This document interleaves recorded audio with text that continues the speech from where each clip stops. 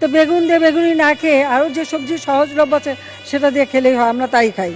মিষ্টি কুমড়া দিয়েও খুব ভালো বেগুনি না বানায়, মিষ্টি কুমড়া দিয়েও বেগুনি বানানো যায়, সেভাবে আমরা করি, সেভাবে করা যায়। মাংসের পরিবর্তে এখন কাঁঠাল, এবং এই কাঁচা কাঁঠাল, এই কাঁঠালের কাবাব হয়, কাঁঠালের বার্গার হয়, কাঁঠাল নানাভাবে কিন্তু আমি কিন্তু করি আমাদের বাড়িতে। কাঁঠালে কাবাব করি, মাংসের পরিবর্তে কাঁঠালটা দিয়ে আমরা ওই স্বামী কাবাব বানানো বা বার্গার বানানো, কারণ আমাদের এখন অনেকে ভেজিটেরিয়ান হয়ে গেছে।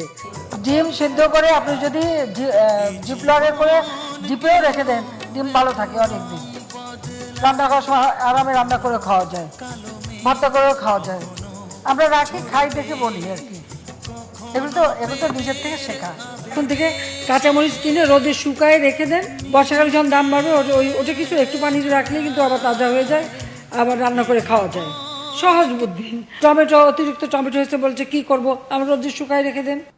পেঁয়াজ ছাড়াও কিন্তু রান্না হয়। হ্যাঁ, আমি কিন্তু করি, আমি করি তো, আমাদের বাসায় করে। আমরা কিন্তু পেঁয়াজ ছাড়াও রান্না করি। অনেক তরকারি আছে যা পেঁয়াজ ছাড়াই করা হয়। আপনারা যদি প্রেসার কুকারে মাছ 1 ঘন্টা 10 মিনিট সিদ্ধ করেন, মাছের কিন্তু কাঁটা নরম হয়ে যায়। মাছ মাছের মতনই থাকবে, কিন্তু কাঁটা নরম হয়ে যাবে, এবং আপনারা সেটা বাচ্চাদেরও খাওয়াতে পারবেন, এতে কোনো অসুবিধা হয় না।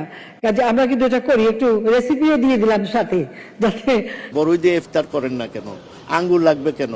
আপেল লাগবে কেন? আর কিছু নাই আমাদের দেশে। পেয়ারা দেন না, সবকিছু দেন, প্লেটটা ওইভাবে সাজান। আমরা তো সুখে আছি, ব্যস্ত আছি বলতে হবে।